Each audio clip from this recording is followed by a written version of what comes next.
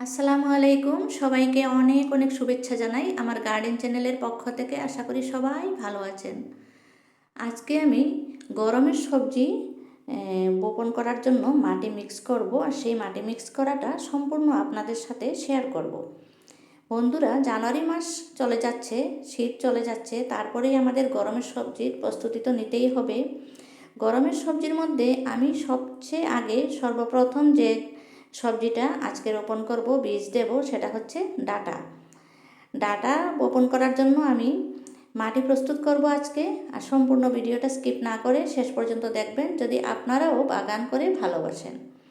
এখানে আমি একটা টায়ার নিয়েছি, আর টায়ারের নিচে দিয়েছি একটা বস্তা। তারপরে আমি কিছু কাঁচা সবজির পাতাগুলো দিয়েছি। আমার বাগান ঝাড়ু দিয়ে কাঁচা পাতাগুলো, শুধু সবজির খোসা নয়।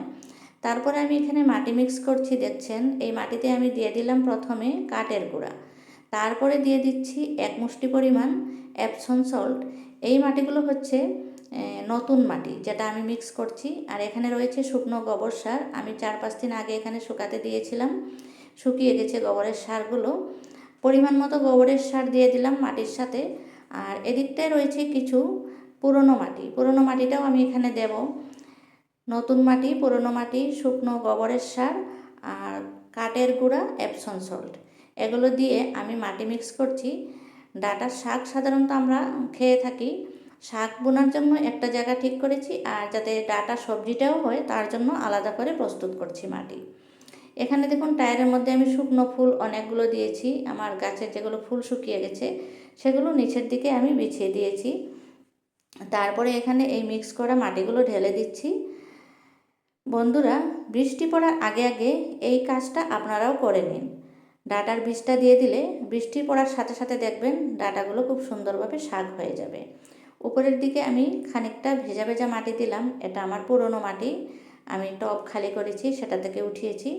উপরের দিকে ভেজা ভেজা মাটি দিলে বীজটা খুব তাড়াতাড়ি অঙ্কুরিত হবে। আর এখানে দেখছেন, এখানে আমি ঘাসগুলো পরিষ্কার করে নিচ্ছি। এখানে ছিল আমার ধনিয়া পাতা, ধনিয়া পাতাগুলো অলরেডি শেষ হয়ে গেছে। এখানে আমি আর ধনিয়া পাতা দেবো না, এখানে আমি ডাঁটার বীজ দেব। ডাঁটার বীজ দিলে এই জায়গাতে যেমন ধনিয়া পাতা হয়েছে, ঠিক তেমনি ডাঁটার গাছ যখন ছোটো ছোটো থাকবে তখনই আমি শাক খেয়ে নেব। আর বাকিগুলোতে অমন করব না, শাক খাবো না, একটু পাতলা করে দেব শুধু, ডাঁটা যাতে হয়। আর ডাঁটার বীজটা আপনারা দেখে নেবেন, খুবই উন্নত মানের বীজ নেবেন যাতে ডাঁটাগুলো বড় হয়। আমি যেখান থেকে সংগ্রহ করেছি খুব ভালো বীজই সংগ্রহ করেছি।